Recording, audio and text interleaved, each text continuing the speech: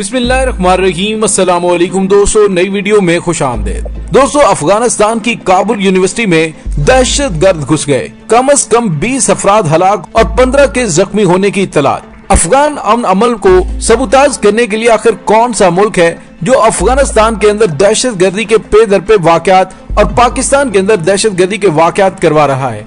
Video की तफसील में जाने से पहले आप देख रहे हैं हकीकत की दुनिया डॉक्टर अली के साथ। हमारा चैनल सब्सक्राइब करके घंटी के निशान को दबाना मत भूलिएगा।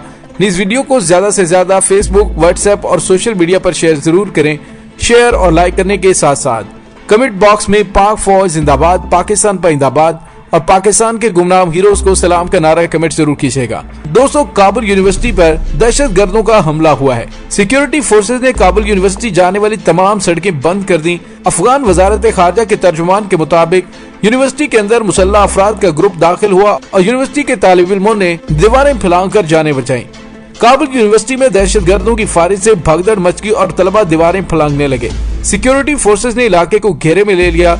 यूनिवर्सिटी में किताब मेला जारी था, जिसका इफ्तिताह ईरानी और अफगानी ओहदेदार ने किया था। काबुल यूनिवर्सिटी के अंदर से फायरिंग की आवाजें आती रही। तालिब इल्म और टीचर्स कंपाउंड से बाहर निकल गए। दोस्तों, रूसी खबरसां एजेंसी के मुताबिक काबुल यूनिवर्सिटी के हमले में कम से कम 20 अफराद हलाक और 15 से ज्यादा जख्मी हैं। ज्यादा तलबा और तालिबात यूनिवर्सिटी से निकल गए थे। यूनिवर्सिटी के वाइस चांसलर फैसल अमीन के मुताबिक यूनिवर्सिटी में तकरीबन 8000 तलबा और तालिबात ज़ेरे तालीम है। तालीमी इदारों पर हमला दहशतगर्दी है। अफगानिस्तान में तहरीक तालिबान ने इस हमले में मुलव्वस होने की तरदीद की है। ऐनी शाहिदीन ने बताया कि काबुल यूनिवर्सिटी की इमारत से तलबा और तालिबात निकल गए, ताहम फायरिंग का सिलसिला काफी देर तक जारी रहा। दोस्तों, आखिर कौन सा मुल्क है जो अफगानिस्तान में अमन नहीं चाहता? तो उसका जवाब बिल्कुल दो टोक और वाज़ेह है कि भारत, पाकिस्तान और अफगानिस्तान में अमन और अमान किसी भी सूरत बर्दाश्त नहीं कर सकता, क्योंकि अफगानिस्तान के अंदर भारत की बहुत बड़ी इन्वेस्टमेंट है और भारत को खदशा है कि अगर तालिबान की हुकूमत आ गई तो उसकी तमाम इन्वेस्टमेंट डूब जाएगी, क्योंकि तालिबान ने पहले भी अपनी सरजमीन को किसी मुल्क के खिलाफ इस्तेमाल नहीं होने दिया और अब भी उन्होंने अमेरिका के साथ मुआहदे में इस बात का वाज़ेह तौर पर जिक्र किया है कि अफगानिस्तान की सरजमीन को किसी भी मुल्क के खिलाफ इस्तेमाल नहीं होने दिया जाएगा। दोस्तों, अफगानिस्तान के अंदर बैठकर भारत पाकिस्तान के अंदर दहशतगर्दी की कार्रवाइयां, खुसूसन बलूचिस्तान के अंदर जो दहशतगर्दी की हालिया कार्रवाइयों में मुलव्विस पाया गया है, उसके बाद उसके घनौने मंसूबे और इरादों के बारे में कोई अबहाम नहीं होना चाहिए।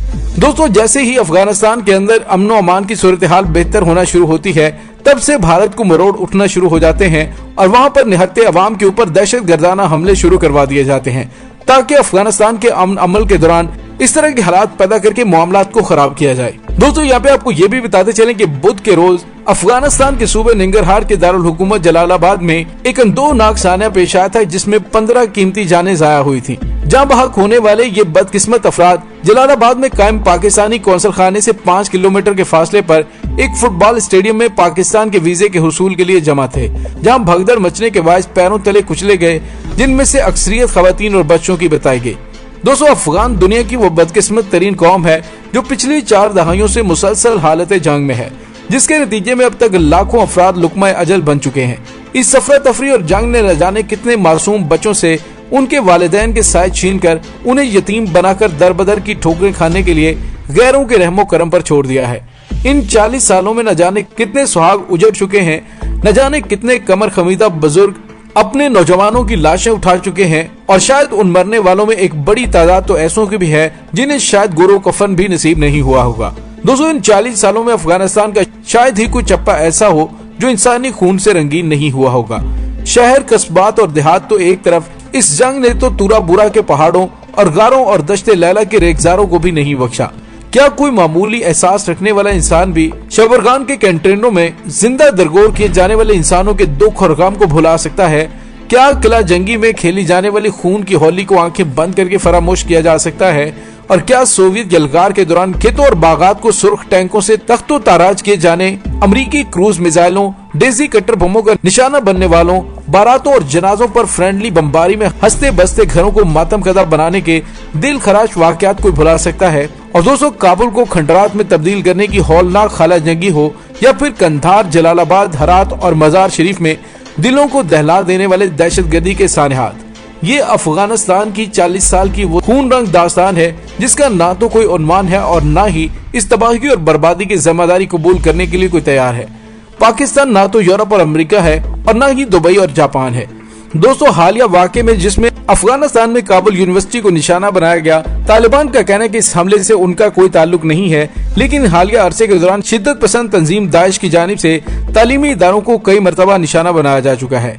दोस्तों, इसी काबुल यूनिवर्सिटी के सामने 2018 में खुदकुश बम धमाके में नौजवान तलबा समेत दर्जनों अफराद मारे गए थे और उस हमले की जिम्मेदारी भी दाइश ने कबूल की थी। 2016 में काबुल की अमरीकी यूनिवर्सिटी में मुसल्लह हमलावरों ने धावा बोल दिया था, जिसके नतीजे में कम से कम 16 अफराद हलाक हो गए थे। दोस्तों, अगर देखा जाए तो गुज़िश्ता दिनों पाकिस्तान में एक मदरसे को निशाना बनाया जिसमें कुरान पाक की तालीम हासिल करते हुए तालिब इल्म जामे शहादत नोश कर गए। और दोस्तों, आर्मी पब्लिक स्कूल पर भी हमला उन्हीं अनासर की जानिब से किया गया जो कि खौफ व हरास फैलाने के लिए मासूम और निहत्ते तालिब इल्मों को निशाना बनाते हैं। दोस्तों, भारत की जानिब से पाकिस्तान को खुलेआम धमकी दी गई कि हम ये जंग उन ममालिक के अंदर ले जाएंगे। अब देखा जाए तो मौजूदा हालात के अंदर जब भारत का बोरिया बिस्तर अफगानिस्तान से गोल होता दिखाई दे रहा है और भारत की हरकतों की वजह से हालात वाकयात उसके खिलाफ होते जा रहे हैं, तो ऐसे में भारत अपना आखिरी घिनौना खेल खेल रहा है, जिसमें उन ममालिक के अंदर सरमायाकारी करके उनके सियासतदानों को खरीद कर उनके जरिए और दहशत गर्दी के जरिए अमन व अमान को सबूताज करने के लिए कोशिशें कर रहा है। लेकिन दोस्तों, भारत अच्छी तरह से जान चुका है कि अब खित्ते से उसकी चौधराहट खत्म होती नजर आ रही है। दोस्तों, अफगानिस्तान के सदर अशरफ गनी ने कतर के दारुल हुकूमत दोहा में अपने 2 रोजा सरकारी दौरे के दौरान गुफ्तगू करते हुए एक बड़ी खूबसूरत बात कही थी कि अफगानिस्तान में 20 सालों से जारी जंग 20 दिनों में खत्म नहीं हो सकती। तालिबान जुर्रत का मुजाहरा करें और कौमी जंग बंदी का ऐलान करें। बज़ाहिर ये सच भी लगता है कि 20 सालों से जारी जंग ऐसे ही ना तो खत्म हो सकती है, क्योंकि इस दौरान एक पूरी नस्ल इस जंग में शरीक रह चुकी है और दूसरी नस्ल इस जंग के दौरान पल बढ़कर जवान हो चुकी है। इसके साथ ही उन्होंने तालिबान से जुर्रत करके कौमी जंग बंदी करने के लिए कहा। ये बात भी इंतहाई खूबसूरत है, क्योंकि ये तालिबान ही हैं जिन्होंने 20 साल गोरिल्ला जंग के दौरान दुनिया की सुप्रीम ताकत, जो सिर्फ अस्करी ही नहीं बल्कि तमदनी सुप्रीम ताकत भी है, उसको झुकने और मैदान जंग से रुखसत होने पर मजबूर किया। अशरफ गनी पढ़े लिखे इंसान है, उन्हें अपने मुल्क और कौम की थोड़ी बहुत तारीख का इल्म जरूर होगा। तारीख में इस हवाले से क्या रकम है, तारीख इस हवाले से क्या कहती है, आइए जरा थोड़ा सा पीछे चलते हैं। जरा वो वक्त सामने लाइए कि जब इश्तराकी अफवाज 10 साल जंग में अफगान मुजाहिदीन के हाथों शिकस्त खाकर वापस जाने की तैयारियां कर रही थी, तो ऐसे ही जैसे अब अमरीकी अफवाज वापस जा रही हैं, ऐसे ही इश्तराकी अफवाज दरियाए आमू क्रॉस करके वापस जा रही थी। उनकी वापसी का अमल एक अमन मुआहदे के जरिए ही तय पाया था। जनेवा मुआहदे ने उन्हें बाइज्जत वापसी की राह दिखाई थी। ऐसे ही जैसे तालिबान अमरीका के दरमियान कतर में अमन मुआहदा हुआ, जिसके जरिए अमरीकी अफवाज को वापसी की पूज और बाइज्जत राह मुयसर आई है। दोस्तों, इसके साथ ही डॉक्टर अली को इजाजत दीजिए। इंशाल्लाह बहुत जल्द मिलते हैं एक नई वीडियो में। तब तक के लिए अपना बहुत सारा ख्याल रखिएगा।